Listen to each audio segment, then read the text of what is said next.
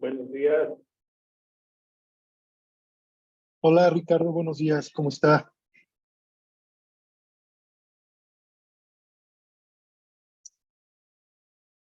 ¿Cómo está? ¿Cómo le va?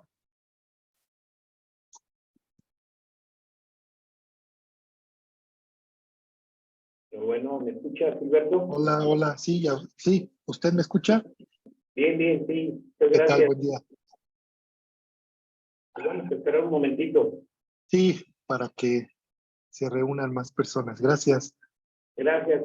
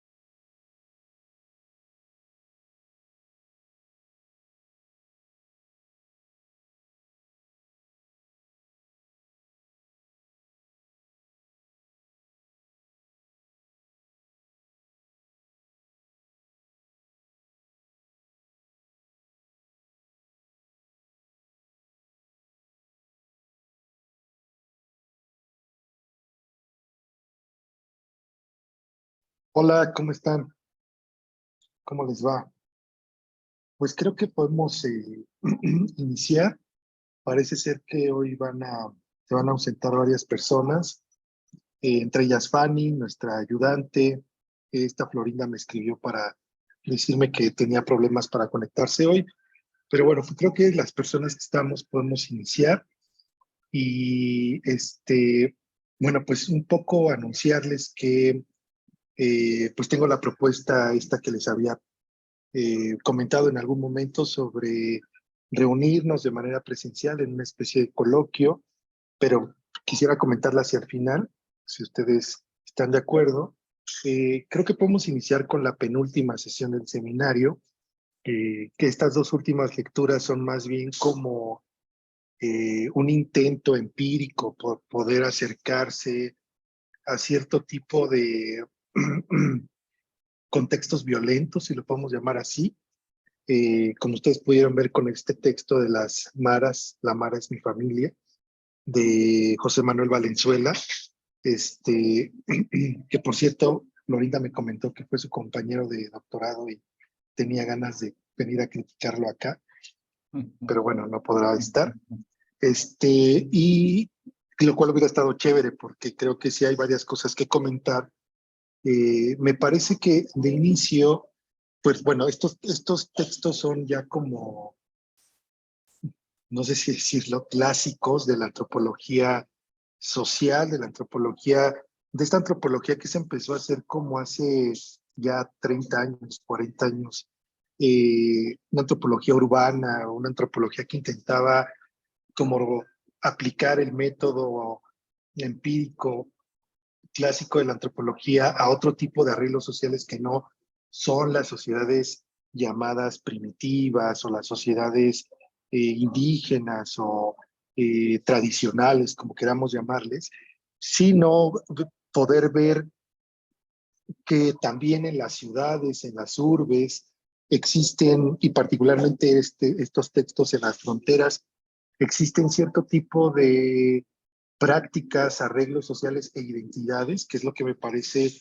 eh, como que este tipo de textos que trabajan sobre las identidades juveniles, sobre cómo tienen una serie de prácticas, de códigos, de simbologías alrededor de la vida de estos jóvenes que pues la antropología intenta comprender, ¿no? Este es como este tipo de textos que, bueno, pues que Náteras trabaja mucho acá en la Guamas, Iztapalapa, perdón, y que entonces, pues, me pareció fundamental recurrir a este tipo de textos para justamente poder ver, en todo caso, qué se puede hacer empíricamente hablando, cómo nos podemos acercar con una metodología particular a cierto tipo de contextos violentos. En este caso, el de las pandillas, el del barrio, el de las identidades colectivas, como estas culturas suburbanas, ¿no? Entonces, me parece un texto interesante en ese sentido, pero no solo eso, creo que también tiene cosas interesantes a rescatar, tales como, por ejemplo, que parece ser que hay algo en estos contextos de precariedad, con particularmente las y los jóvenes de cierto tipo de contextos, tanto geográficos como sociales e históricos, que les permite, por ejemplo, establecer una serie de vínculos donde la lógica que está presente es la lógica de la familia. Esto es lo que me parece importante, ¿no? Cómo quizá un poco a contrapelo de los planteamientos que intenta seguir la modernidad, que es la de la individualización, la de dejar atrás todos los arreglos, si lo puedo decir así, genealógicos, es decir, donde lo genealógico ya no forma parte importante de la definición de lo que es un sujeto, de la definición de la identidad o de los proyectos de un sujeto, sino en todo caso la autoproyección de sus predicados, la autodeterminación de sus propias identidades.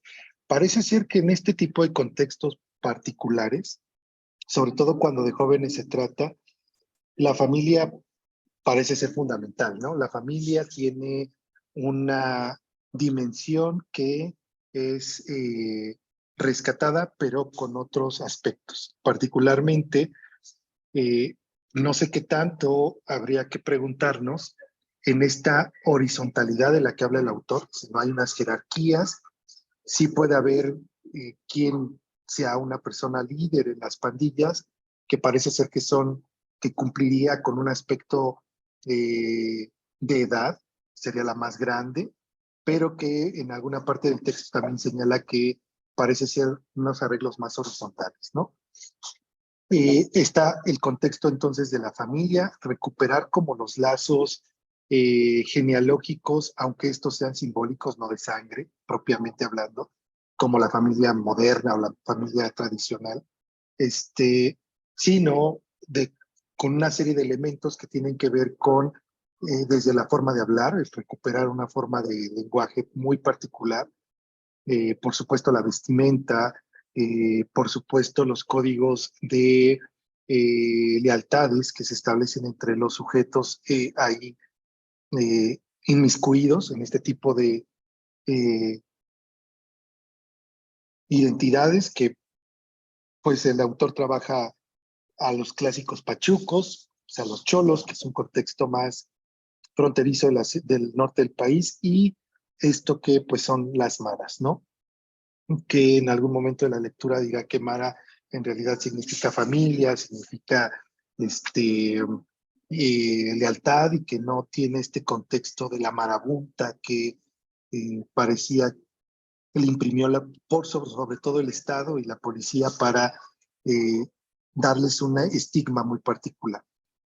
Y que otro aspecto también interesante a rescatar es cómo también el Estado tiene su participación en este tipo de arreglos violentos que se establecen entre los jóvenes, como por ejemplo, que también ya hay estudios sobre esto, la idea del mal, qué es lo que entendemos hoy día por lo malo, por lo que tiene maldad, por lo que es lo que constituiría en todo caso el terror, el horror, y cómo justamente se pone en identidades, sobre todo juveniles, y que hay todo un discurso por parte del Estado y por parte de las organizaciones policíacas que establece que jóvenes reunidos en la esquina es peligro seguro, ¿no? O sea, personas que están fuera de su casa, eh, haciendo lo que sea que hagan en una esquina del barrio, significa ya un peligro para, el, para la comunidad, ¿no? Y que en ese caso, pues, lo que prima ahí es la violencia estatal. Eh, pues creo que aquí el autor cita las políticas que, por ejemplo, en El Salvador vienen desde los 90, pero sabemos hoy que el contexto en El Salvador y particularmente las políticas muy reaccionarias de Bukele, pues tienen vigencia de manera, pues muy visible, ¿no? Como hay toda una suerte de persecución, por decirlo de alguna manera, estigmatizada de ciertos jóvenes que eventualmente pueden significar o no eh, que estos cometan actos delictivos, pero de suyo ya están vistos por las corporaciones policíacas de una manera muy particular, ¿no? Entonces creo que eso también a mí me pareció interesante.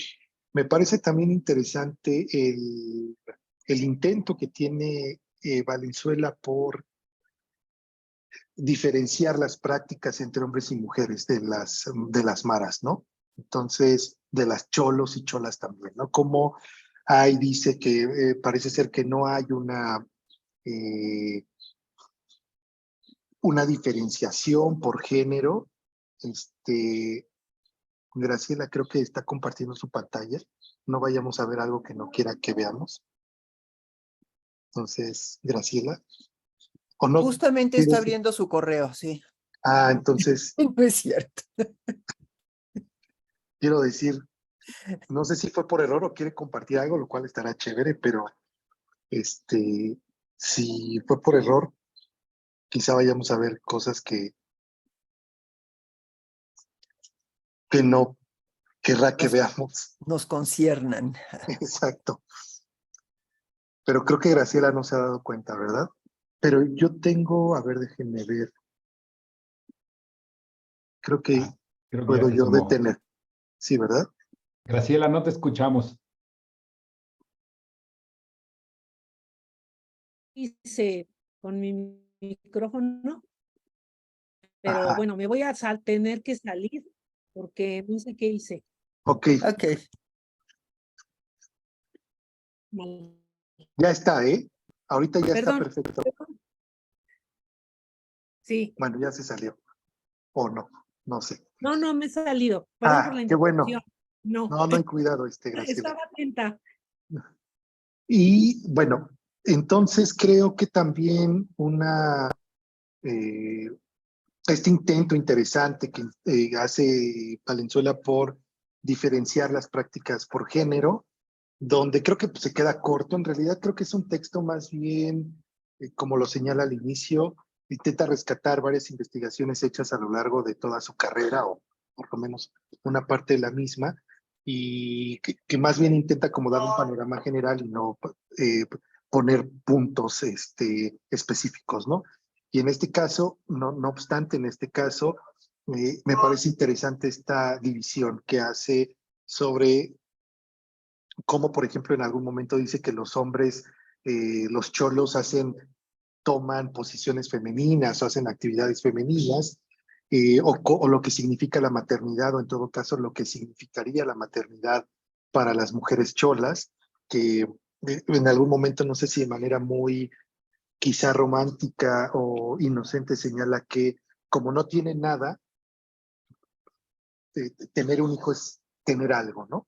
Entonces, no sé qué tan cierto sea eso, no sé qué tanto podamos decir que así sea, pero bueno, la apuesta está ahí, ¿no? Y finalmente, lo último que me gustaría comentar, que me parece significativo del texto, es que a pesar de que existe este estigma de las personas que comparten estos códigos identitarios, llámense pachucos, cholos, maras o como les queramos llamar, no así creo que podamos meter en ese cajón a esto que se ha convertido también como una especie de identidad colectiva, pero no sé si en esta misma tesitura todo lo que vendría siendo el sicariato, ¿no? Eh, la, la, esta como suerte de, ¿cómo podemos decirlo? De mimetización que tienen, sobre todo los maras, con toda la cultura carcelaria, ¿no? Estar en la cárcel es ser un mara, digamos, es parte de la identidad y significa algo para, sobre todo para los varones. Y cómo esa cultura, la cultura carcelaria, la cultura penitenciaria, si lo puedo decir así, se replica en la calle, ¿no? Otra vez, como una institución total tiene una réplica en espacios abiertos a través de las prácticas mismas. Entonces creo que eso me parece interesante, eh, como una suerte de querer poner textos un poco más empíricos. Digamos, por eso intenté poner estos textos, no sé qué les parezca a ustedes, justamente con miras para pensar qué podemos hacer en la siguiente etapa del seminario, a qué textos nos podemos acercar. Y eso, ¿no? Un texto que tiene que ver más bien con las identidades, que trabaja el tema de las identidades, que pone en el tintero la idea de los códigos compartidos, como si se tratara de otro tipo de arreglos sociales no propiamente modernos, una especie de reniego a la modernidad, justamente porque es ese proyecto moderno el que repliega o margina a estas identidades, y parece ser que lo que se recupera entonces son arreglos que parecen estar en contra de la lógica moderna, como el arreglo familiar, el arreglo genealógico, y sobre todo que la violencia hace prácticas sociales en estos casos, ¿no? No siempre significan delitos, no siempre significan eh, actos en contra del Estado, pero el Estado lo toma todo el tiempo como si lo fuera, ¿no? El mismo hecho de la existencia de estos jóvenes reunidos, pues hace que para el Estado ya sea un acto delictivo, ¿no? Recuerdo que cuando estaba haciendo una investigación sobre cómo se conjuga el discurso penal con el discurso médico, me encontraba en el periódico muchas notas, sobre todo en el norte del país, como los grupos policíacos, sobre todo los jefes, los comandantes, le decían a sus cuerpos que si veían a un Z, que lo agarraran y que lo mataran. Y las notas decían, bueno, pero ¿cómo sabe usted que es un Z, no? Y decía, bueno, pues no tengo que saberlo, solo con verlo sé que ya es un Z. Y eso pues es justamente la reproducción del estigma que existe, que recae sobre estos jóvenes. Entonces, yo lo dejaría por el momento acá. No sé si alguien quiera comentar el texto. Por acá Ricardo nos comenta que nos comparte un documental donde al parecer participa Valenzuela. Entonces, habría que checarlo, no lo conozco. Bueno, entonces, sí, igual ahorita a ver si Ricardo nos comenta de qué va el documental. Pero bueno, Carlos, creo que levantaste la mano.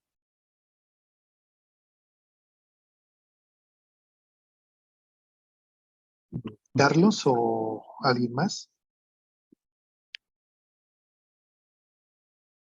Sí, buenos días a todas y todos. Sí, ¿ya llegaste, Pablo? Por favor, Ahorita confírmenme salgo. si se escucha porque ahorita estoy en un espacio donde me cuesta trabajo tener como recepción, ¿no? Quisiera comentar.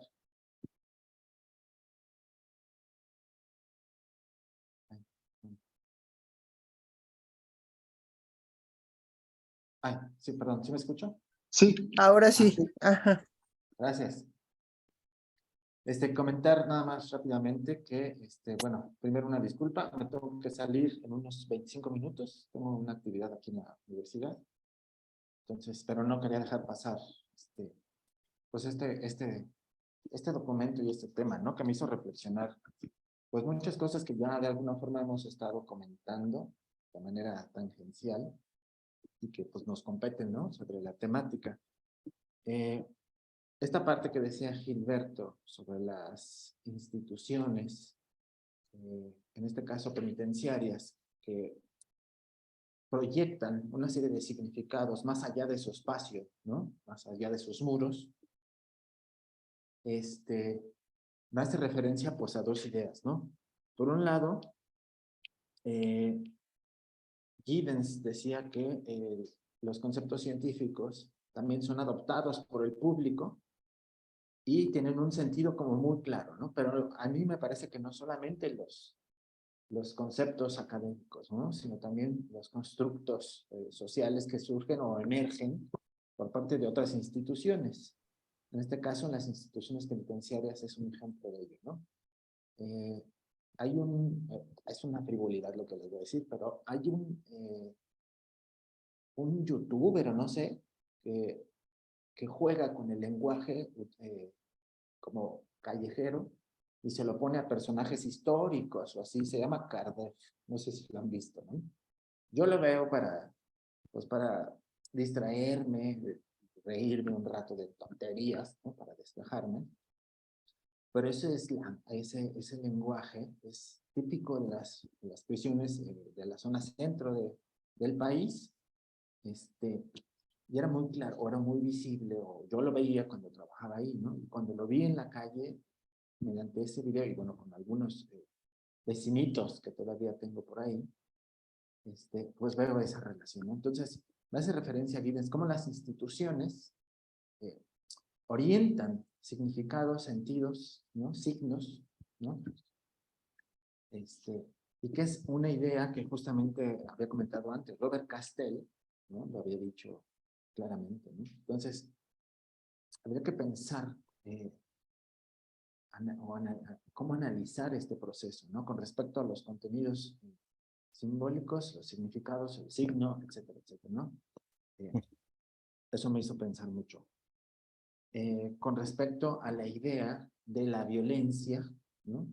Porque como bien decía en este texto, bueno, y en otros con respecto a este mismo tema de las maras, dicen, sí, las maras ejercen violencia, pero asegura, por ejemplo, en el prólogo de este libro, pero reciben más de las que generan, ¿no?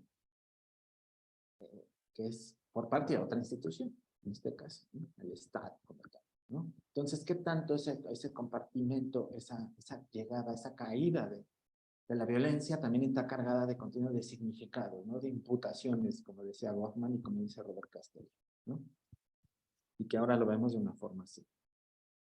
También me hizo recordar un libro muy famoso, mexicano, que alguna vez pues valdría la pena también considerarlo, porque tiene como relaciones estructurales entre los agentes a los que están estudiando, que en este caso son las bandas, ¿no? Contemporáneamente, pues se habla de identidades periféricas y cosas así, pero la categoría vieja, pues eran las bandas, ¿no? Y hay un libro que se llama ¿Qué tranza con las bandas? De Jorge García, recuerdo, Robles, algo así, que además tiene al final un glosario bien interesante del uso de los términos, ¿no? No sé si se edita, yo tengo una edición de los años 80, ¿no? Pero que valdría la pena, pues por lo menos regresarnos un poco, porque justamente creo que comparten muchos de sus rasgos y elementos para contemplar no solo identitarios, sino del lenguaje, el ejercicio de la violencia, ¿no? Pero el concepto, a lo mejor más refinado, que ahora tenemos, son estas de las identidades, pero anteriormente la idea de banda estaba como contemplada, ¿no? Como parte de... Ahora los propios sujetos no se llaman bandas, ¿no? Aunque en su estructura funcionan bajo esa lógica, pero tienen un común denominador, la idea esta de familia, justamente, ¿no? La noción de familia que tienen, bueno, pues que tienen en los pies, en los zapatos, y que se mueven bajo esa lógica, ¿no? Entonces, y funcionó en las bandas de inicio de los 80s, ¿no? Los Panchitos y los Sex Greñas y todos estos que estaban ahí ¿no? Por esa zona.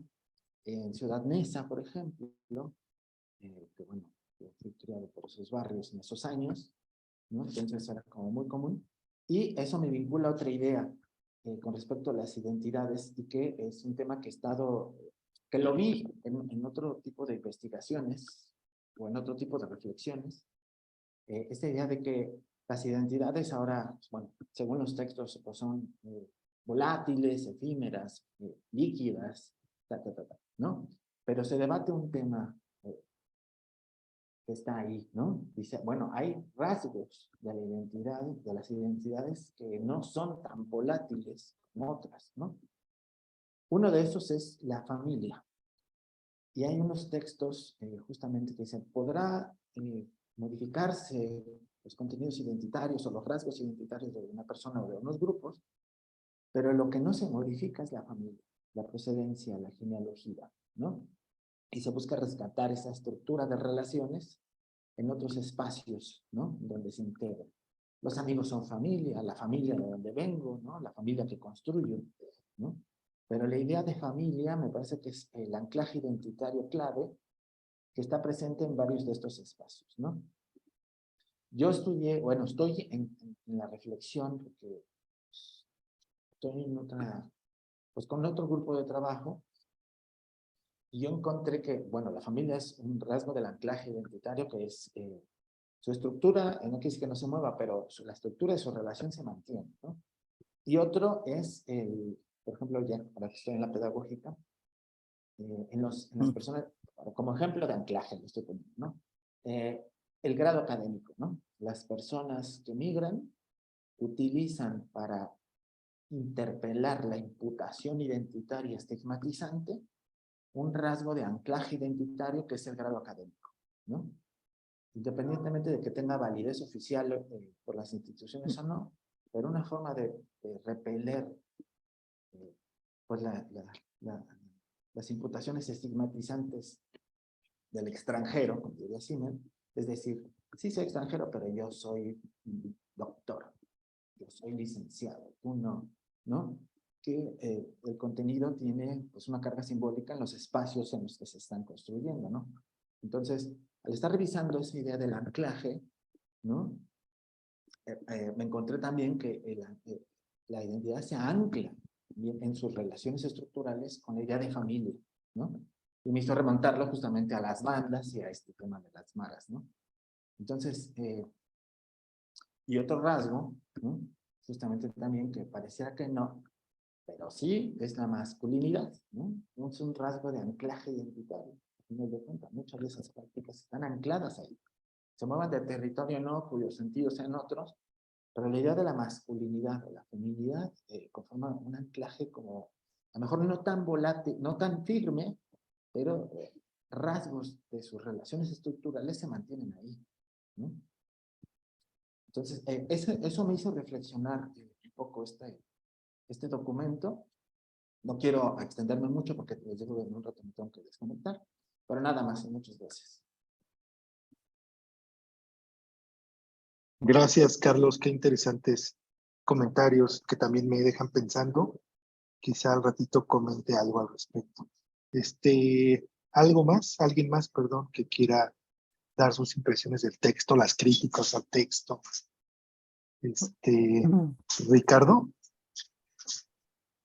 Sí, gracias. Buenos días a todos. Y todas. Bueno, pues muchas gracias. En relación al enlace que acabo de mandar, fíjate que es muy interesante este documental. Es un breve documental, no dura más allá de 15 minutos, menos, como 13 minutos, y retoma precisamente esta forma en cómo se presenta el libro, el autor del video. Rescata básicamente también estos tres formas o expresiones culturales, que son los cholos, que son los pachucos y que son los maras. Y ahí sale, pues básicamente entrevistas a quienes formaron parte de estas diferentes culturas, y los comentarios que vienen a reforzar esas experiencias son los de Valenzuela y otros académicos.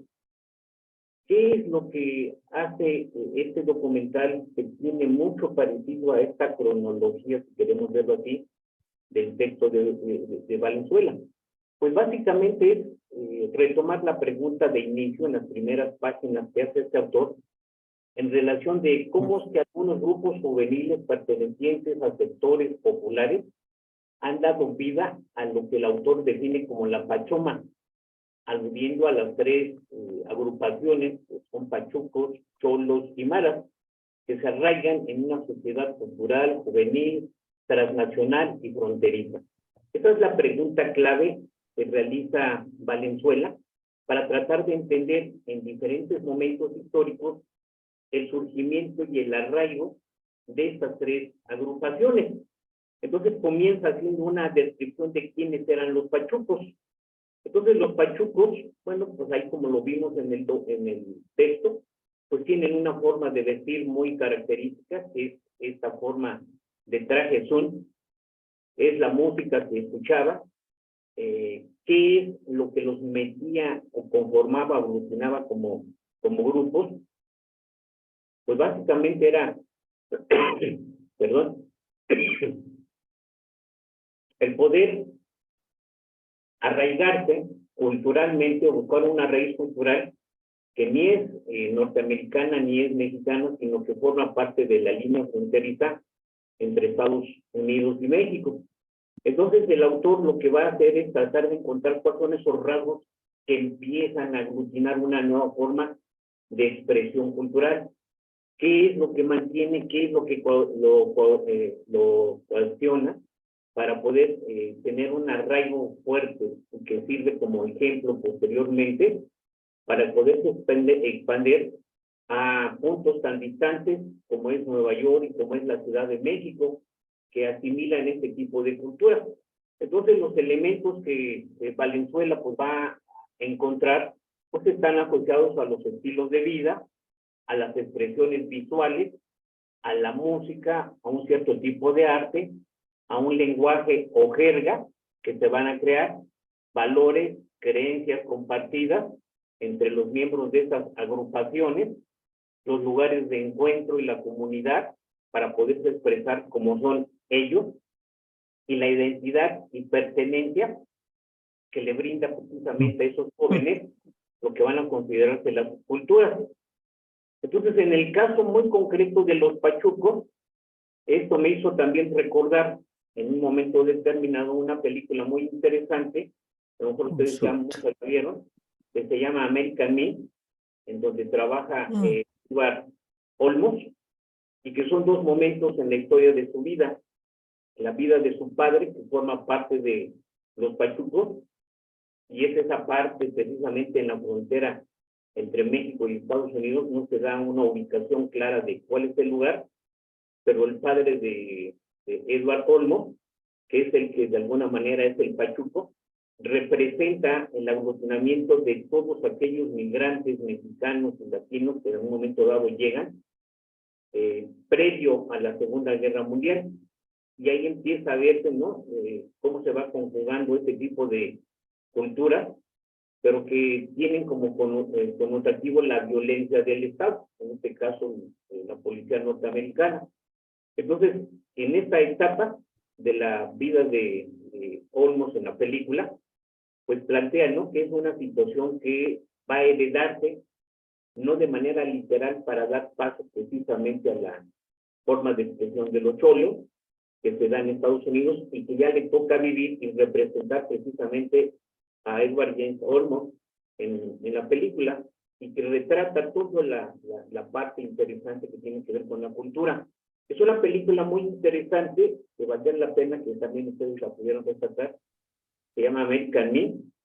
Hay otra versión más reciente, es la misma versión de esta película que estoy citando, que se llama Sangre por Sangre, que es exactamente el mismo modelo, pero con autores, con artistas más contemporáneos, pero es la misma, ¿no? Y entonces, bueno, ¿qué es lo que podemos encontrar también en esto de los pachucos? Pues ese estilo de vestir, repito, tiene que ver con el estilo de traje short, la jerga única que hablan, que tiene que ver con el caló del Spanish English, que empiezan a manejarse en ese momento, un 60% o 70% de la lengua inglesa y un 40% de la lengua española, y toda revuelta, que dan como característica precisamente la jerga. La afiliación musical de los pachucos en ese tiempo estaba asociado también al baile, y eran dos géneros musicales importantes, que era el swing y el jazz, que era una forma de manifestarse en bailes en salones o a veces en casas de algunos de ellos. La solidaridad, que tiene que ver con un rasgo común de la comunalidad que ellos comparten. Los pachucos formaron comunidades y agrupaciones de amigos cercanos para enfrentar juntos los desafíos que enfrentaron como parte de lo que va a ser, ¿no?, los migrantes que llegan a Estados Unidos, que no son de allá ni son de acá de México, que forman una cultura propia. Entonces, la solidaridad y la comunalidad es ese rasgo distintivo que hace de los pachucos una situación importante e interesante, que se distingue de otras agrupaciones sociales. Su manifestación como grupo tiene que ver con la resistencia cultural ante una cultura dominante, que era la cultura norteamericana conservadora, con rasgos muy claros, ¿no?, de buen comportamiento, la buena moral, el buen vestir, ¿no?, todo eso entre comillas. Entonces se convierte en una resistencia cultural la expresión de los pachucos. Ellos se enfrentan de alguna manera al conflicto social, porque como grupos son mal vistos ante la sociedad conservadora norteamericana, y entonces, bueno, hay redadas por parte de la policía por el hecho únicamente de vestir como pachucos, ¿no? La clásica imagen del pachuco la podemos ver representado en figuras como artistas como Tintán, el sacote, el pantalonzote, la cadena, el sombrero, la pluma y la jerga. Y muchos de estos jóvenes de aquellos tiempos tenían que enfrentar precisamente esta situación del acoso de la policía por no respetar las normas morales de ese momento. Entonces, eso genera una estigmatización hacia ellos como grupos conflictivos, pero que no lo son, son expresiones y ellos responden a una violencia del Estado. Y la influencia popular.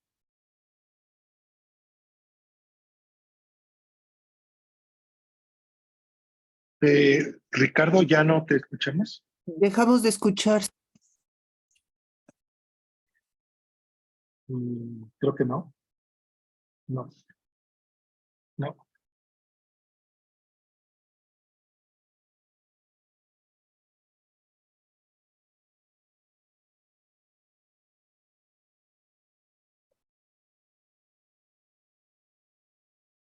Quizás si Bueno, apaga. Ahí está. Sí. ¿ya? Bueno, entonces decía yo, en esta última parte, que esta expresión de los pachucos no se queda en estos dos lados de la frontera, sino que tiene una influencia muy importante como elementos de resistencia, que los jóvenes de aquel tiempo lo asumen, y van a dar una influencia importante en la ciudad de Nueva York y en la ciudad de México, que se asume como una característica también importante. Recordemos que todavía hoy en la actualidad está el Festival de los Pachucos ahí en la Ciudad de México. Hay uno de los salones de baile que está precisamente por la colonia Guerrero. Se juntan pues, los viejos pachucos todavía, que quedan algunos de ellos, y hay un festival interesante de música, ¿no? Ir ataviados con la ropa de aquellos tiempos, pero también viene asociado a otra expresión cultural que son los tartanes, que es también otra forma de vestir y que forma parte de una colectividad también muy característica de los años 50, 40 y 50 en México, ¿no? Que es también una expresión. Bueno, el autor Valenzuela va más allá y dice, bueno, esta evolución, si queremos verlo como evolución, no es una evolución lineal a otro tipo de agrupaciones que van a surgir posteriormente por los años fines de los 50 y principios de los 60, y que tiene todavía una parte importante hasta los años 70, 80, que van a ser precisamente los cholos. Los cholos no es una descendencia directa, no es una evolución, pero sí conserva algunos rasgos que están asociados también precisamente a un estilo de vestir. Recordemos que los cholos al momento de vestir pues, traen camisas muy holgadas, traen pantalones casi, no son shorts, son pantalones más o menos a la rodilla, usan carpetas, tenis, utilizan algunos de ellos gorras o paliacates que los caracterizan en su forma o estilo de vestir. También, ¿no? Algo que los distingue tiene que ver con los tatuajes y el arte corporal que ellos van teniendo, que están asociados precisamente a formas, pues lo que se tatúan, a representaciones de su religión, que generalmente asumen figuras como Cristo, la Virgen de Guadalupe, o algún santo en particular que se tatúan, pero con un elemento de pertenencia. La música no, en ellos es también muy característico. Generalmente son tres tipos de géneros que los identifican, que son el rap, el hip hop, y la cumbia y el reggaetón muy recientemente. El lenguaje y la jerga, pues también está asociado a un Span-English, pero es un lenguaje mucho más rebuscado en el sentido de imponer. Su manera de hablar no es un diálogo, sino es una imposición, una manera de imponer un sentido de dominio en una plática. Y evocan constantemente palabras en español en un sentido de remembranza hacia lo que es la cultura latina. Entonces el lenguaje también es un elemento importante, también conservan la solidaridad y la comunalidad como un elemento que los distingue.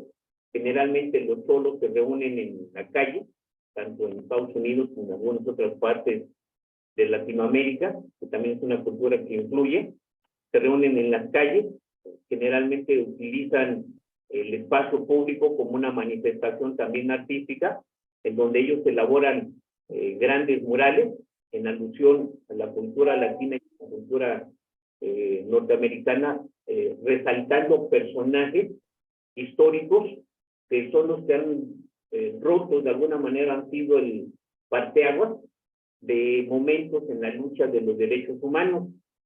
Generalmente el cholo tiene una afición por los automóviles, les gustan mucho los automóviles y cambiarlos. Estos automóviles utilizan amortiguadores para estar saltando. Es una afición que tienen ellos para poder distinguirse como una comunidad. En Los Ángeles generalmente se reúnen a lo largo de las playas. No sé si todavía en la actualidad les permitan hacer eso, pero se reunían en esas zonas de ahí de Los Ángeles, sobre todo en Malibú, para presentar sus prototipos de automóviles. Tiene una reafirmación a la identidad, les repito, sobre todo en alusión y en recordatorio hacia la cultura latina, resaltando también los momentos importantes como tiene que ver el sentido de la identidad indígena. Muchos de sus tatuajes están representados pirámides del centro de la República y del sur del país. En sus cuerpos se tatúan pirámides. También, ¿no? Su expresión artística, pues es muy distinta, pero sobre todo no tienen un ámbito musical, sino más bien es una expresión grafitera.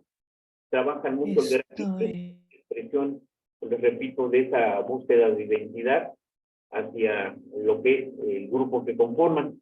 Entonces, finalmente tiene que ver con la cultura de la calle. El cholo generalmente hace uso de la calle, ocupa la calle como una manifestación importante para darse a conocer ante las demás expresiones culturales de una sociedad determinada. Y el autor va a hacer ese brinco a lo que va a ser las maras.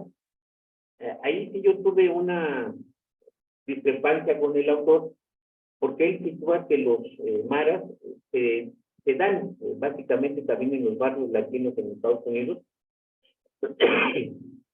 pero yo tenía entendido, y por lo que había leído, que no, que estas agrupaciones se dieron básicamente en El Salvador y Honduras, y de ahí se empezaron a expandir hacia el norte de Centroamérica, llegando hasta Guatemala. Y de ahí se brincaban ya directamente, pues sí, ¿no? Como agrupaciones en sociedades donde la comunidad latina era muy importante en los Estados Unidos. Entonces, bueno, ahí yo tengo una discrepancia con el autor. Él sitúa que el fenómeno aparece en Estados Unidos, pero por lo que yo había leído, no. O sea, yo lo que había leído, lo que mi sentido común me decía, que aparecieron en estos países, como una forma también de contracultura.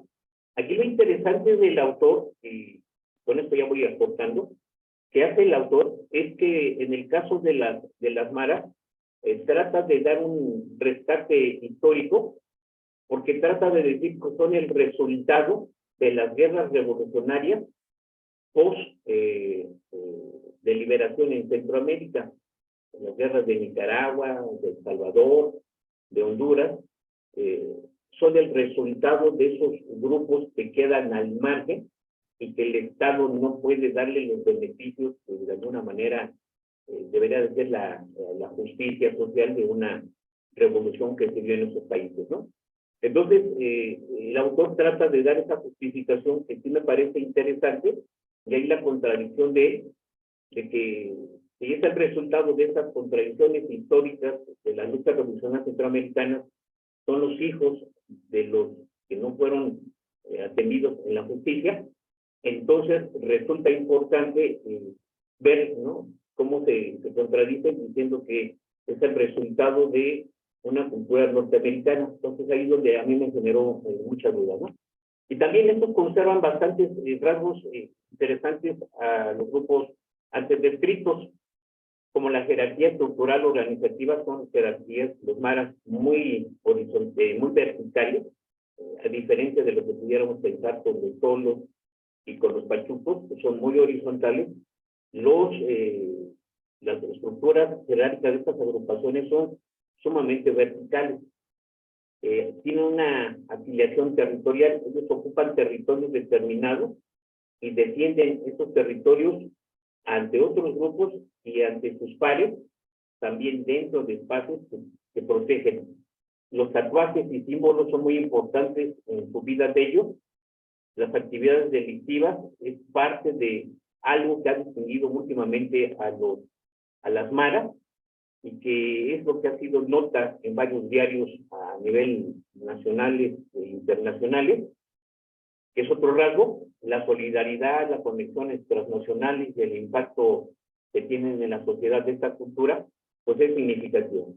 Entonces, estos son los rasgos que de alguna manera forman parte de la descripción del texto de Valenzuela, pero yo quise ir un poco más allá y encontré una parte importante con la cultura, el sentido de identidad y de pertenencia, indistintamente de las épocas de los jóvenes, de los adolescentes, de la que hemos estado señalando, o que se señalan en el texto de Valenzuela. Toda expresión juvenil, todo adolescente, joven, busca esencialmente encontrar un estilo de vida, es aficionado a la música, se identifica con un tipo de música y un tipo de arte, se apropian de lenguajes y jergas cuando pertenecen a grupos, hay el sentido de pertenencia que les da una identidad, buscan también establecer lugares de encuentro y comunalidad, los lugares en donde se reúnen, que pueden ser desde canchas deportivas, como pueden ser abajo de los puentes, como pueden ser en predios o casas abandonadas. Yo creo que en algún momento dado todos nosotros los que estamos aquí en la sala, en nuestras épocas juveniles, pues buscábamos, ¿no?, espacios para compartir con los compas, con la banda, con la pandilla, ¿no? Y buscábamos espacios y peleábamos por esos espacios con otras agrupaciones.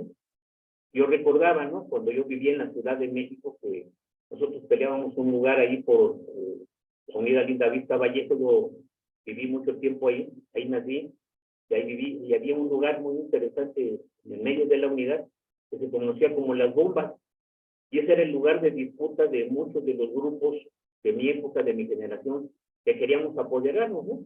Y peleábamos muchas veces a trancazos para podernos hacer de este lugar. Los jóvenes, en todo momento histórico, siempre buscan un lugar que les dé esa representación, esa identidad y ese sentido de pertenencia. Entonces, estos grupos, todos estos grupos que cita el autor, tienen estos rasgos característicos en diferentes momentos históricos y que de alguna manera el autor trata con esta descripción de dar respuesta precisamente a la pregunta que inicia el capítulo, ¿no? Cómo algunos grupos juveniles pertenecientes a sectores populares han dado vida a lo que el autor define como la pachoma. Entonces ahí encontramos, ¿no?, con estos elementos que acabo de citar, estos elementos de la subcultura, el poder responder el por qué se van arraigando y van apareciendo en cada momento histórico estos grupos, porque tiene que ver el sentido de la pertenencia. Y hasta aquí le dejo. Muchas gracias por escucharme. Gracias, Ricardo. Creo que habría que rescatar la idea así de la resistencia, como usted, Carlos, también lo comentaba al inicio, ¿no? De estos grupos. ¿Alguien más que quisiera comentar la Texi, Gonzalo? Gracias. Ahora con los cambios de Zoom, las actualizaciones, se me había perdido la mano. Pues no daba con ella, ya la hice, digamos, a la antigüita. Pero creo que, es decir, creo que la lectura entra muy bien en el seminario. Es una lectura que agradezco. Hay cosas, digamos que hay una parte que empieza con un poco el homenaje a Monsiváis, ¿no?, donde también se ve que Valenzuela acusa un poco esa escuela, ¿no? Y parte de lo que quiere hacer es también tirar estilo en la forma de su ensayo, usando mucho de este vocabulario, ¿no? Cosa que a mí me parece que en general funciona. Como ya mencionaste y dice el autor al principio, se basa en un montón de trabajo previo, y creo que esta matriz o continuum de diacrónico de la Pachoma ayuda mucho para explicar varias cosas, pero al mismo tiempo es un tanto vago, ¿no? Hay una serie de cosas ahí que creo que sí son también que causan algo de ruido. Por ejemplo, el aspecto metodológico. Yo creo que si este capítulo lo hiciera alguien de quienes estamos aquí presentes y lo enviaran, no nos lo aceptan, ¿no? Porque hay una serie de cosas, o sea, hay pocas referencias, salvo a sí mismo. Las notas que pone casi todos son periodísticas de Milenio, etcétera. hay algunas cosas que me parecen que hasta, es decir, le faltó una última lectura, porque 3 veces menciona que los cholos utilizan a la Virgen de Guadalupe, como bien sabemos, etcétera. A veces se contradice en el mismo párrafo. Y me llama mucho la atención que pone como un descubrimiento que demuestra su continuum Pachoma, ¿no? Que este glosario marero que hizo otro investigador coincide con el de los cholos, pero si nos ponemos a verlo, podríamos decir, y también coincide con el de los contadores mexicanos, ¿no? O guatemaltecos, es decir, porque hay palabras que ponen ahí como cotorreo, plática amena, que cualquiera en este país va a saber manejar. Entonces, esas son las cosas que sí noto que están por ahí, pero hay muchas cosas que llaman la atención, igual que decía Ricardo ahorita, creo que la influencia cultural de la Pachoma es muy notable, ¿no?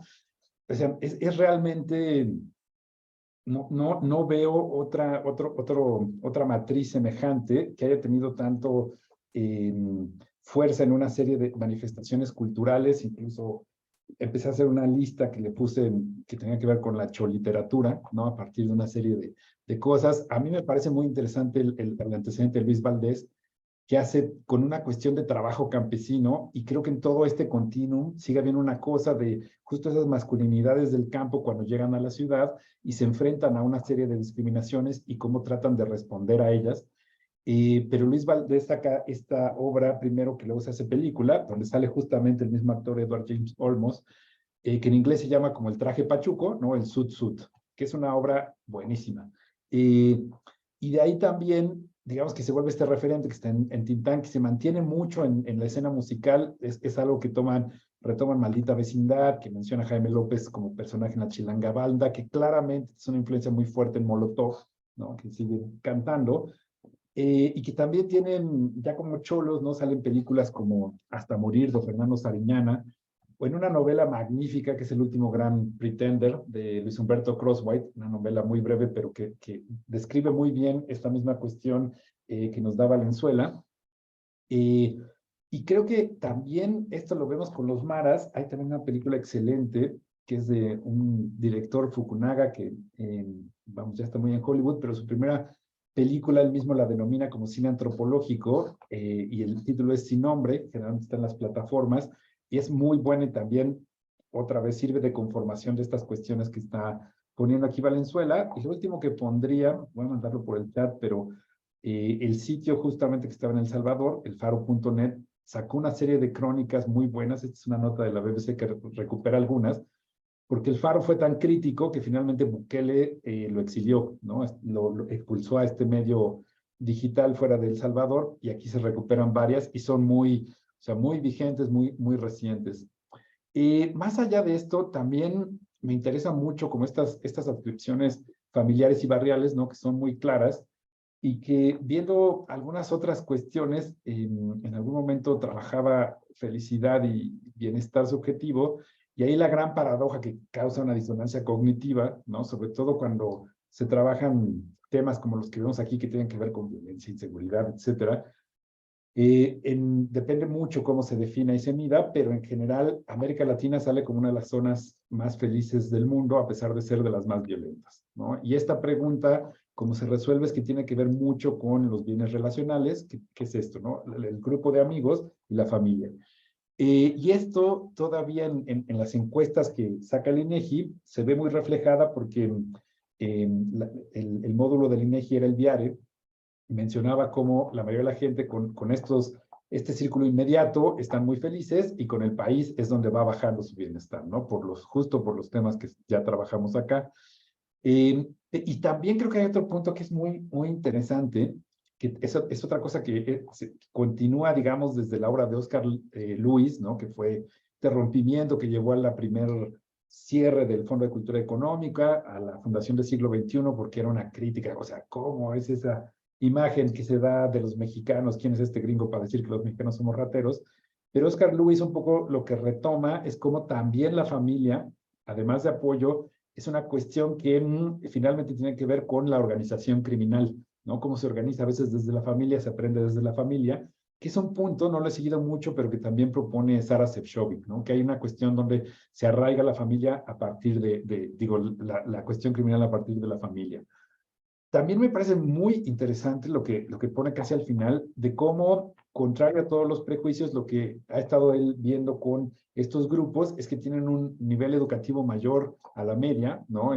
Comparado con México, Guatemala, lo cual creo que resalta mucho cómo las respuestas que encuentran en estas bandas, pandillas, gangas, etcétera, tiene que ver con la falta de oportunidades por una serie de inequidades estructurales. Creo que esa parte que nada más menciona al final, para mí es de lo que más me sirve en, digamos, el texto, ¿no? Porque sí se ven ahí reflejados esos 25 años de estudios debatiendo, ¿cómo se llama?, prejuicios y estereotipos. Y hay otra cosa que también creo que es de lo que Valenzuela ha seguido creciendo, que en alguna convocatoria reciente que supe que hizo él, lo mencionaba como el delito de portación de rostro, ¿no? Y tiene que ver mucho cómo estos prejuicios y a veces esto mismo que le da tanta gasolina a las industrias culturales, porque dan mucho miedo, es lo mismo que permite a los policías solamente por en algún momento ver a la gente que está así, ¿no? Subirlos a, ¿cómo se llama?, la patrulla, y si por ahí traen un llavero muy voluminoso, pueden decir que traen una cachiporra y meterlos a la cárcel, ¿no? Aquí también, me voy un poco por esto, porque justo me llamó mucho la atención que habla de esta, así como este es un fenómeno transfronterizo de juventudes, hay otra parte que menciona que es esta comunicación policíaca transfronteriza, ¿no? Y como en algún momento la migra, la policía migratoria estadounidense, alerta a la policía mexicana sobre cómo había una serie de estos grupos, ¿no? Los pistoleros latinos y la mafia mexicana, etcétera, que estaban por cruzar. Y esa es la fecha que da es de mayo de 2004. Y yo les voy a enseñar algo que he investigado, que se vincula muchísimo con esto. No había visto esta parte. A ver, primero, nada más para que lo vean, ahí está, a nivel un poco mancha, crece mucho. Este es un oficio real, ¿no? Viene directamente de lo que antes era la AFI, lo voy a crecer ahorita. Es que como que nomás, ¿no? Y esto es de la Interpol México. Y lo que viene aquí, este es más o menos, es un aviso que circuló mucho por correo electrónico. Aquí, como vemos, es muy cercano a la fecha que menciona Valenzuela, ¿no? Es octubre de 2005, poco más de un año después. Y esto hablaba de cómo había justamente este juego de iniciación de una pandilla, ¿no? Que si uno veía en la noche del fin de semana ver un coche sin luces, decía, no les hagas el cambio de luces para avisarles, porque para ingresar a la pandilla, quien va manejando se da vuelta y tiene que matar a todos los que iban adentro del coche que le hizo ese cambio de luces. Bueno, estamos viendo 8 líneas que pusieron a este país patas para arriba. Esto fue cuando estaba Fox de presidente y el vocero, Rubén Aguilar, dio una conferencia de prensa diciendo que estaban trabajando sobre ello. El Senado sacó un decreto urgente pidiéndole al presidente que vigilara la frontera y, ojo, la frontera sur. Y como estamos viendo aquí, el Poder Judicial, ¿no? A través de este memorándum, alertó a todas las procuradurías que había entonces en los estados de esto. Y esto llevó también a una serie de cuestiones, es decir, este oficio real, cuando lo mandaron de Interpol, se filtró, salió en Aristegui, salió en otra serie de medios, el Universal sacó en estos días como 20 notas al respecto. Siempre se interpretó que esto era la Mara, ¿no? O sea, había una serie de cosas que se ponían en algunos lugares retenes, mandaron policía a las estaciones de autobuses y si veían a alguien que tenía aspecto de Mara, lo detenían. Y ya al final, finalmente, otro medio, me parece que fue Justo Milenio, dijo cómo en realidad este texto es una leyenda urbana que había circulado 12 años antes en Estados Unidos, y a partir de esto, ¿no? Aquí se tomaba más como una pandilla también de California, los Bloods, que eran sobre todo grupos de jóvenes afrodescendientes, pero en México aquí la traducción automática fue que era la Mara, ¿no? Entonces aquí vemos mucho cómo esta imagen contribuye a que se den este tipo de cuestiones a partir de eso que nos están mencionando. Y lo último que también me llama la atención, porque es otra que he trabajado, es esta cosa que menciona cómo en algún momento a la Mara se le vinculó con Al-Qaeda, ¿no? Y este es un tema que se ha retomado mucho, tanto de políticos de derecha como en cultura popular y series audiovisuales, que sí se dice cómo a través de todo este tráfico de personas, drogas, etcétera, ya estos grupos terroristas quieren meter una bomba sucia y cosas así, pero lo único que hay detrás tiene que ver con muchas de estas pues, mismos prejuicios. Y lo otro que que me llama la atención de esta cuestión. O sea, siempre ha sido, hay una cosa que aquí vemos muy ejemplificada con esta especie de máquina de propaganda contra grupos juveniles, que creo que está en el documento del seminario, que habla sobre cómo mucha de esta caracterización tiene que ver con cuando se hacen una especie de masculinidades que son contrarias a la masculinidad hegemónica. Y yo creo que eso está presente en todo este fenómeno, como que sí se ve que esa masculinidad hegemónica, que pueden ser empresarios, políticos o hasta, diría, narcos establecidos, empiezan a ver que hay una competencia con estos grupos que empiezan a ser promitentes, empiezan a ser invitados y demás, y se vuelve todo un proceso, ¿no? Como de, digamos, resaltar esta desviación, ¿no? Esta partida de la norma hegemónica para después criminalizarlo, perseguirlo y demás, ¿no? Es más o menos lo que mencionaría. Gracias. Muchas gracias, Gonzalo. Este texto que nos compartes, este oficio que nos compartes es interesantísimo. Cómo funciona justamente el Estado y cómo funciona a partir de sí una intercomunicación entre agencias, pero que están basadas en supuestos, ¿no? Está interesantísimo. Y esto último que señalas creo que es lo que a mí más me llama la atención, como las disputas entre masculinidades. Sin duda es algo que no lo había reflexionado sino hasta ahorita que lo mencionas. No sé si alguien más quisiera decir algo, sus impresiones del texto, alguna otra cuestión de la que se ha hablado. Bueno, ahorita Rocío nos compartió la convocatoria, nos dice la convocatoria internacional sobre violencia, entonces habría que echarle un ojo para ver qué tal convoca la Facultad de Filosofía y Letras de la Autónoma de Sinaloa. Está interesantísimo. Muchas gracias, Rocío. Pero bueno, no sé si alguien más quisiera comentar algo. Rocío, ¿sí? Sí, nada más para comentar lo mismo de la convocatoria. Este es un evento que se hace cada año en la UAS, en Culiacán, Sinaloa, ¿no? Entonces, ahí, bueno, hemos participado algunas veces con los temas que manejamos aquí en Guanajuato y bueno, pues ojalá y puedan ir. Y también se me ocurrió mandarlo porque dijiste que ibas a organizar un coloquio, ¿no? Entonces no vaya a ser que lo organices en las fechas que están allí y ya no podamos participar, porque a mí sí me interesa, aun cuando no he participado tanto en el seminario, se me complica mucho. Por eso no he podido, pero bueno, cuando puedo me conecto y estoy aquí muy contenta y bueno, conociendo a la doctora Marta Falcón. No la conocía, pero sí la he leído muchísimo. Ay, muchas Y gracias. estoy muy emocionada de Qué conocerla. halago. Gracias. No, bueno, ya. Está muy chévere. Muchas gracias, Rocío. Digamos, el cartel de primer ojo se ve increíble. Hay que echarle más coco para ver cómo podemos participar. No, lo que les voy a proponer es para el siguiente año y entonces no se empata con esto, ¿no? Es una propuesta. Ahorita ya podemos como también pensar colectivamente en otra propuesta, pero ahorita se las comento. Bueno, pero no sé si alguien quiera decir algo más. Nada más, por cierto, Sí. participa ahí en este congreso, siempre participa Valenzuela. Ah, Para que órale. tengan la oportunidad de comunicarse con él. Yo la verdad el tema no lo estudio, el de las pandillas. Acá en Guanajuato nuestro problema es más grave, muy grave, ¿no? Si hay pandillas, empezaron, por supuesto, los cholos, acá aparecen por la migración que tenemos, ¿no?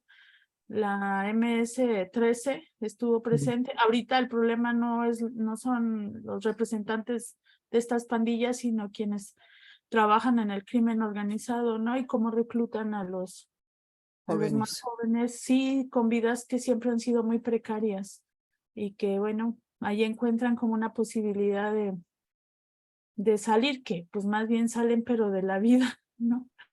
Acá matan demasiados jóvenes. Bueno, nada más. Sí, muchas gracias, Rocío.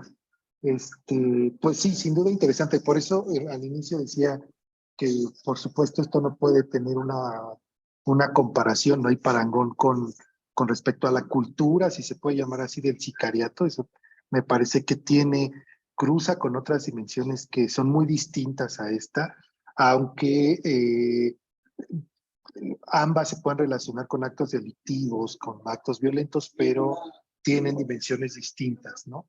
Y que quizá, como diría Gonzalo y Carlos, que lo que sí hay como en una lógica similar es la de tener a la familia eh, como una especie de figura con la cual se pueden organizar, ¿no? Bueno, de hecho, pues la mafia italiana tiene toda la connotación de la familia, ¿no? Entonces, quizá por ahí puedan tener esas similitudes, pero por supuesto eh, son distintas, tienen distintas dimensiones, ¿no? Eh, pero no sé, digamos, es algo que a mí me, me surge leyendo el texto de Valenzuela y a partir de lo que hemos leído, por ejemplo, sobre todo con Parrini, quizá un poco con esta Sayac Valencia, pero no lo sé de cierto. Yo tampoco trabajo culturas juveniles, pero como les decía también al inicio, creo que este tipo de textos lo que nos puede ayudar es pensar cómo acercarnos por justamente lo que dice Gonzalo, por cómo la metodología brilla por su ausencia en el texto, ¿no? Es decir, cómo poder hacerlo, y Gonzalo, bueno, nos da ideas, porque es algo que yo también me he preguntado muchísimo. Gonzalo al inicio empieza como a decirnos muchísimos elementos culturales, o sea, por ejemplo, cómo bandas tan masivamente populares retoman toda la iconografía del Pachuco, bueno, incluso aquí empieza la canción más famosa de La Maldita Vecindad, o que incluso Molotov tiene referentes de lo cholo, etcétera, etcétera, y una serie por ejemplo, de expresiones culturales como la novela, como el mismo cine. Si por ahí podríamos acercarnos en esto que se llama el cine antropológico, que nos los recuerda esta película sin nombre, pero no sé, habría que pensarlo, habría que pensar si por ahí puede ser una fórmula, o aquí tenemos antropólogas y antropólogos, pero creo que no se conectaron el día de hoy. ¿Cómo, cómo, le, cómo podría hacerle la antropología, por ejemplo, para tener un acercamiento justo, por ejemplo, al problema que tienen en Guanajuato, que es más bien de otras dimensiones, que no es precisamente el de las culturas juveniles, como más en un parapeto de resistencia del que nos hablaba Ricardo, ¿no? De la que nos hablaba Ricardo. Entonces, sí, pero sin duda nos permite pensar, nos permite reflexionar. Pero bueno, no sé si alguien quiera comentar algo más. ¿Alguna otra? Sí, sí, Marta. Sí, gracias. Bueno, yo también disfruté la introducción del libro y disfruté también el texto que nos sugeriste para la sesión de hoy. Yo confieso que no había visto todas esas debilidades que menciona Gonzalo y cómo pues ya no pasaría un dictamen. Es un lío eso de los dictámenes, ya sabemos. A mí el texto me pareció muy interesante y a mí me hizo pensar en varias cosas que no vienen exactamente en el texto, pero que les comparto. En alguna época, cuando yo estuve trabajando con personas refugiadas, conocí varios lugares de Centroamérica, de Sudamérica, pero sobre todo en las reuniones que teníamos en el ACNUR, se mencionaba mucho este estigma que se construye en torno a la figura de los jóvenes centroamericanos. Ni siquiera la pertenencia a una mara, ¿eh? Si es salvadoreño, eso significa que es de las maras. Y las maras son un problema y ser joven es casi sinónimo de pertenecer a una mara. Hemos visto, por ejemplo, en los procesos de migración, bueno, antes de llegar con la migración, una vez tuvimos una reunión en Zacatecas y me acuerdo que la persona que venía de Guatemala era pues un hombre, bueno, a esta edad ya Digo hombre joven, pues como de 50 años, ¿no? No, en esa época yo creo que tendría 30 y tantos años y estaba muy sorprendido de ver que en Zacatecas, en esa época, les estoy hablando de principios de este siglo, en esa época los jóvenes, incluso adolescentes, 13, 14 años, salían de la secundaria a las 8 de la noche y podían pasear por la ciudad y se hacían callejoneadas que no se comparan con las que se hacían en Guanajuato y decía, es que esta es una juventud muy sana. Le asombraba mucho la libertad con la que podían manejarse adolescentes y jóvenes, hombres y mujeres, en una ciudad como Zacatecas. Ni sospechábamos en lo que se convertiría. En la actualidad, Zacatecas yo creo que dista mucho de ser un lugar seguro y que ofrezca un clima de salud en un sentido muy amplio para las y los jóvenes. Hemos conocido también algunos casos de migración, concretamente conocí a un hombre salvadoreño que tuvo un accidente en el tren, pues de esta migración indocumentada, que no ilegal, como sabemos, una migración indocumentada, tuvo un accidente en el tren, habría perdido el pie si lo hubieran atendido a tiempo, pero como vieron que era de Salvador, y encima traía un tatuaje, entonces ya esa marca sobre la identidad del migrante, entonces no lo atendieron durante horas y ya cuando le dieron atención en el hospital, pues ya perdió prácticamente la pierna. Y como ahora en muchos espacios, en muchas fronteras, eso es un indicador. El hecho de traer tatuajes, ciertos tatuajes que siguen vinculando a los jóvenes con la pertenencia a las maras. Me parece que el autor sugiere, no lo desarrolla totalmente, pero sí sugiere la incorporación de un análisis de género a la conformación de las maras. Dice por ahí algunas cosas, ¿no? Pero no profundiza y creo que ahí nos da o les da ideas a quienes trabajen sobre culturas juveniles, maras y algunas otras formas de asociación. Y bueno, pues ojalá que podamos saludar al autor en este congreso. Rocío, muchas gracias. Nada más es eso, Gil. Gracias. No, gracias a ti, Marta.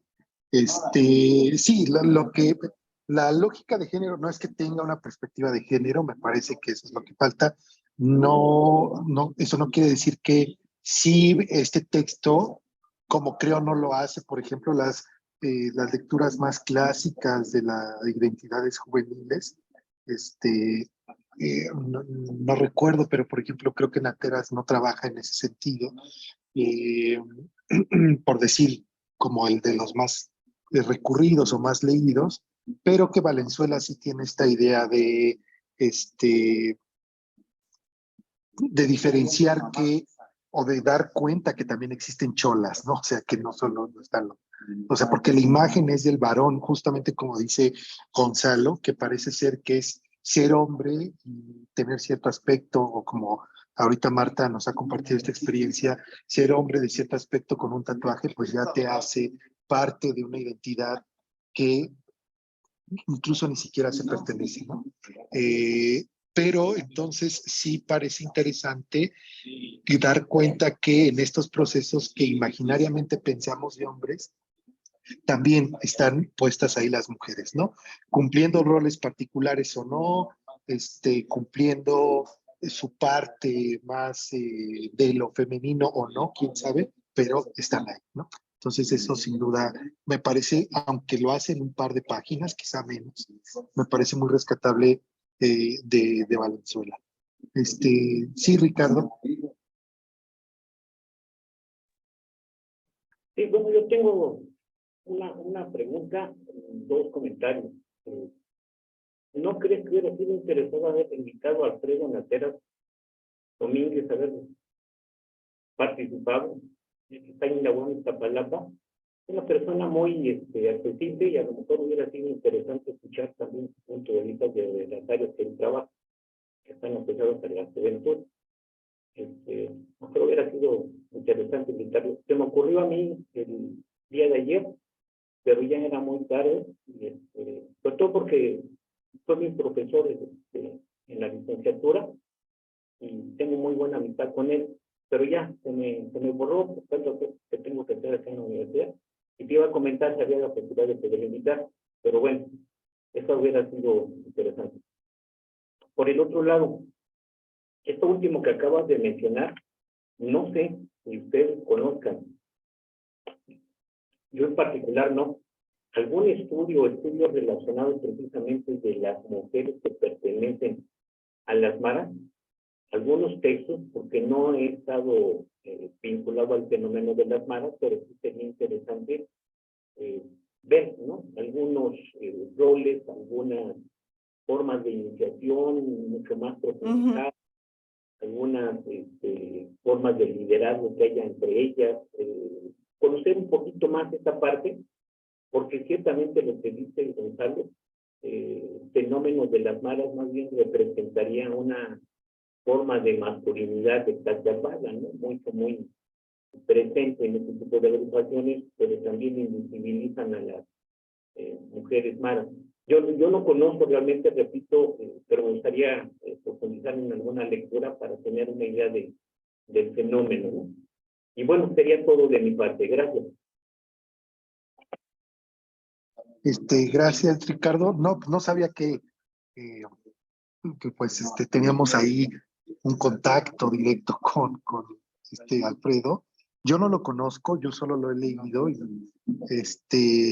sí lo he visto en congresos, en conferencias, pero digamos que la idea del seminario sí fue invitar a varias personas, pero estamos las que aceptamos, ¿no? Entonces, él recibió la invitación junto con otras personas que trabajan este tipo de temas, pero al final supongo que como todo mundo tiene agendas muy complicadas, pues no aceptaron o no pudieron estar, ¿no? Entonces, la idea quizá para la siguiente edición del seminario, ahorita lo podemos discutir las personas que estamos, es pues esto, ¿no? Como además de integrar un programa que sea un poco más abarcador a partir de los temas que cada uno de nosotros tenemos, de agendas de investigaciones propias, quizá podamos traer a personas que trabajan temas muy particulares de los que hemos visto. Pienso, por ejemplo, ahora se me olvida el nombre del apellido de una investigadora sonorense que ha trabajado con jóvenes sicarios, es una antropóloga, creo que se llama Natalia, ahorita ya olvidó su nombre, Natalia, creo que Gonzalo sabe. Natalia Mendoza. Ah, exacto. Que tenemos la posibilidad como de invitarla a una sesión, de que nos hable sobre su investigación, etcétera.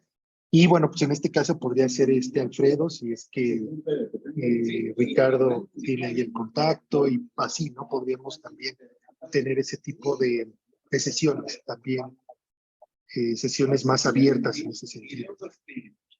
Entonces, pues no lo sabía Ricardo. Pero la invitación se le hizo en su momento. Y con respecto al texto, yo no conozco ninguno. Lo que me parece interesante de este texto que justamente coordina Valenzuela, Alfredo y esta Roxana, que tenga muy pocas mujeres escribiendo, es la misma Roxana, digamos,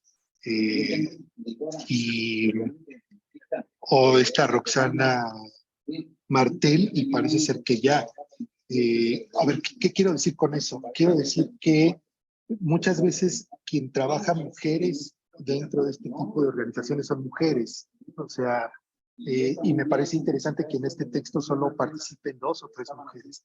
No he leído los textos de las 2 Roxanas, he leído a Roxana de Villarreal, pero no este texto en particular, y ambas trabajan las maras, entonces quizá Ricardo, por ahí haya algunas referencias que te puedan interesar, pero yo en particular no conozco a nadie que trabaje o un texto. No sé si Gonzalo tenga alguna referencia bibliográfica, pero yo no, Ricardo. Entonces, no sé si alguien más tenga alguna referencia. Hay algunas, pero sí está el aspecto que dices, donde hay un aspecto, tanto ya sea en investigación antropológica o periodística, que es de mucho riesgo para mujeres, es decir, es mucho riesgo en general. Pero, por ejemplo, una estudiante mía trabajó trata de mujeres, pero tuvo que irse mucho a fuentes secundarias, donde uno de los investigadores que toma lo que hace es, digamos, contratar el sexo servicio y usar ese tiempo para entrevistar a las mujeres, ¿no? Pero es algo que ella no podría hacer. Lo que sí hay como también del faro.net, se han metido un poco más a la cuestión de mujeres. Hay una paradoja un poco rara que uno de los periodistas que también ha publicado, ha trabajado, Oscar Martínez, pero digamos que hacen periodismo desde condiciones muy precarias, ¿no? Justamente de migrantes centroamericanos y demás. Y muchas de estas crónicas centroamericanas, como las que compartí, digamos, tienen ese aspecto de morbo y han tenido mucho interés. Entonces los libros se consiguen fácil porque los ha publicado o Planeta o Random House, ¿no? Y hay unas colecciones que se llaman Sala Negra del Faro, donde, déjame ver, porque justo te puedo dar, donde se mete un poco más, es decir, otra vez son temas muy fuertes, pero uno de estos, hay uno que publica debate, no, pero este es, es que hay uno que tiene que ver con esta parte que es durísima de cómo cuando migran las mujeres centroamericanas, prácticamente el impuesto que ya saben que tienen que pagar son violaciones, ¿no? Entonces, esto lo retoman mucho haciendo algo de trabajo con mujeres, pero específicamente de mujeres en las maras, ese sí no conozco.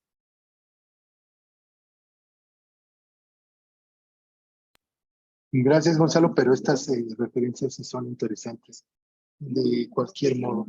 Pues eso, Ricardo, no sé si quizás desde ahí pueda haber un panorama más completo, ¿no? Bueno, pues no sé si alguien más de los presentes, modelos presentes, tengan algún comentario, alguna otra cuestión que comentar. ¿No? Bueno, pues quizá para ir cerrando la sesión, son las 11:30 apenitas. Bueno, pues como les decía al inicio, estamos en la penúltima sesión de esta primera, de lo que pretende ser la primera edición del seminario. Sé que ha sido unas jornadas de trabajo duras porque ayer que estaba revisando el texto que les quiero compartir ahorita, que es un pequeño texto, en realidad no es nada del otro mundo, pues trabajamos medio año con 2 sesiones cada mes, o sea, 12 sesiones. La verdad es que estoy muy contento porque pudimos lograrlo, que sí, creo que sí hemos trabajado muchísimo y creo que ese trabajo puede ser aprovechado, es la propuesta que tengo para ustedes, que se las puedo presentar ahorita con reserva de que lo pueda compartir de manera colectiva por correo para que todo el mundo conozca la propuesta y pues nada, no les voy a echar un chorro mareador, nada más quisiera compartirles que pues como eso, ¿no? Hemos trabajado pues más o menos medio año con 2 sesiones cada mes y me parece que hemos abordado varios temas que tienen que ver justamente con lo que ha salido aquí, ¿no? Creo que el primer tema quizás sea que el género, podemos decir que la perspectiva de género nos ha servido de vigilancia epistemológica para analizar los temas propuestos en el programa y mirar la realidad social, y que en el seminario pues advertimos que dichos fenómenos están cruzados. ¿Cuáles fenómenos? Pues el fenómeno de la violencia, desaparición de personas, desplazamiento forzado, violencia, etcétera, están cruzados por una lógica de género, que aunque claro no es la única, pero sí es constitutiva en ese sentido. ¿Qué decimos que está? ¿Por qué decimos o a qué nos referimos con que esté cruzado por una lógica de género? Que pues que la relación simbólica entre lo masculino y lo femenino pues es fundamental, y esto en un primer nivel, y en un segundo nivel que las relaciones de poder entre hombres y mujeres pues es fundamental.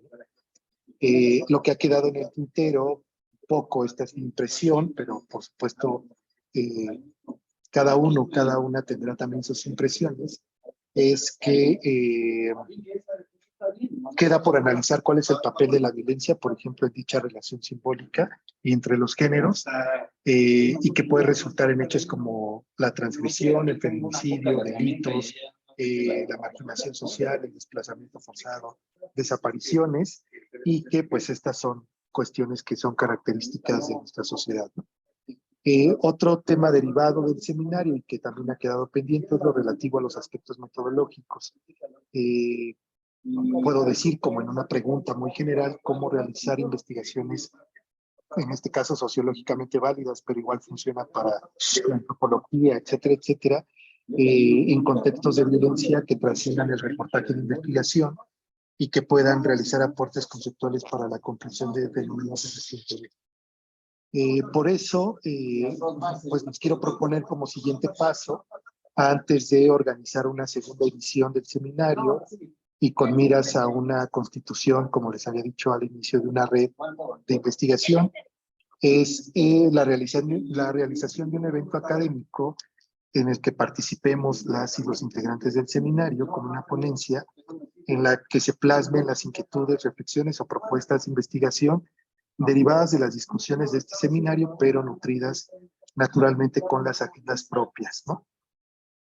Y creo, y aquí ya está nuestra jefa de área, que es Marta Torres, entonces quizá no voy a hacer que hable ella ahorita porque sería comprometerla a algo, ya yo hablaré con ella en face to face, digamos más en corto, para saber cómo podemos organizarnos al respecto.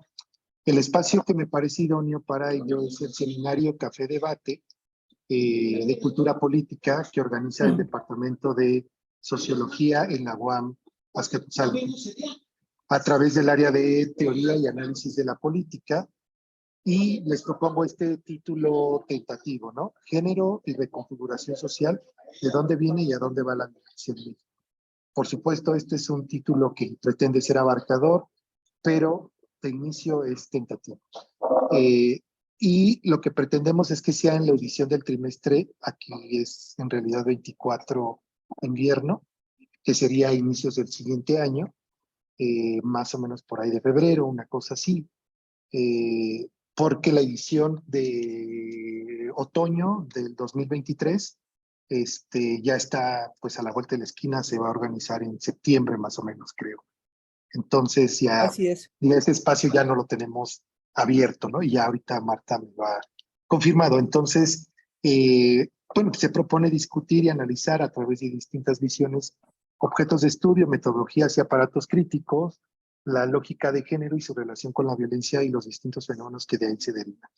Y como resultado de este evento, propongo que es posible que podamos editar un libro colectivo, ¿no? Para las personas que se sientan interpeladas, que quieran participar. Yo sé que tenemos mucho trabajo, queremos hacer todo y no se puede hacer, pero pues esta es una propuesta. Tengo algunas fechas, las dos primeras son más, digamos, como espada de Damocles, las otras dos son un poco más tentativas porque tendría que ver con pues el área de teoría y análisis de la política, en qué momento podemos hacer el seminario Café Debate y en qué momento se podría compilar y coordinar todo lo que significaría la coordinación para esta obra colectiva. Entonces, lo que yo les quisiera proponer es que a más tardar el 1 de septiembre, pues enviemos un título de ponencia para que podamos organizar a partir de ahí una propuesta pues de programa, ¿no? Desde mesas, días, horarios. En las distintas ediciones, el Seminario Café Debate ya tiene una larga tradición, me parece ser 16, 17 años llevándose a cabo y ha tenido distintas formas de organización. Desde un mes, una mesa organizada cada semana, hasta todo incluido en una sola semana con, digamos, eventos académicos cada día. Entonces tendría que ver, para organizar esto, pues, cuántas propuestas se envían, etcétera, etcétera. Y yo me comprometería a que, o sea, más tardar el 17 del siguiente mes, pues, tener una propuesta para planteársela a mi jefa de área y que esto pueda tener, pues, una realización más o menos por ahí de febrero, ¿no? Que sería como, y además como la UAMP acaba de pasar por un periodo de paro y una huelga en el 2019 que nos ha modificado nuestros calendarios todo el tiempo, pues no tenemos claridad cuándo empieza un trimestre y cuándo acaba.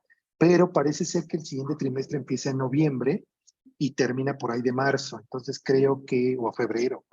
La verdad es que tendría que revisar Ahorita el lo calendario. comento, Gil. Ajá. Y pero podría ser por ahí de febrero que podamos llevar a cabo el evento. Y también con Marta tendría que platicar la posibilidad de apoyos económicos para atraer gente.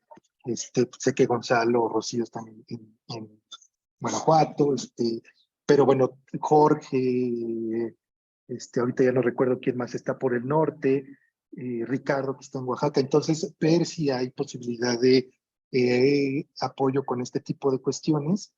Y en abril estaría pensando como un mes, como para entregar un borrador, un manuscrito, y comenzar pues todas las gestiones que podrían significar y llevar todo esto que implicaría la libro colectivo. Entonces, como les digo, esta es una propuesta antes de pensar algo como una nueva edición del seminario, quizá para la siguiente sesión que haya más personas, abrir como una suerte de discusión colectiva en la que podamos ver si, eh,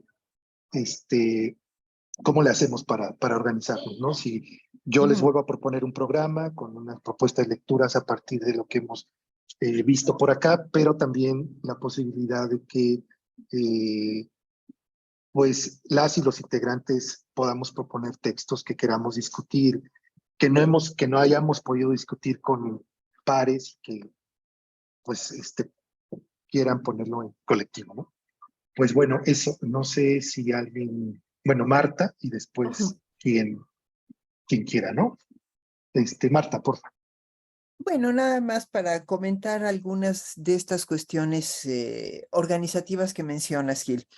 Yo no sé, cuando dijiste 1 de septiembre, yo oigo septiembre y como que me empieza a doler un poquito la cabeza, porque ya lo siento encima y tenemos muchas cosas. Pero para poner un poco en contexto, el seminario Café Debate es en efecto ya una tradición en nuestra área, que es el área de teoría y análisis de la política, dentro del Departamento de Sociología de la UAM Azcapotzalco. Yo creo que una de las grandes bondades de nuestra área, y esta es una perspectiva exclusivamente individual, es que aunque no se dice tal cual y no lo ponemos todo el tiempo en palabras, pero es interdisciplinaria. Entonces tenemos las y los integrantes del área, tenemos distintas disciplinas y yo creo que eso le da mucha riqueza a los debates. El seminario Café Debate se lleva a cabo 2 veces al año, en el trimestre primavera y en el trimestre otoño. Por extraño que parezca, en septiembre próximo llevaremos a cabo la edición de primavera. Tuvimos 10 semanas de paro por situaciones de violencia de género dentro de la propia universidad, como seguramente ustedes ya saben. Y el tema de este seminario Café Debate es precisamente el paro. Entonces aprovecho para hacerles la invitación amplísima a que nos acompañen en este seminario Café Debate.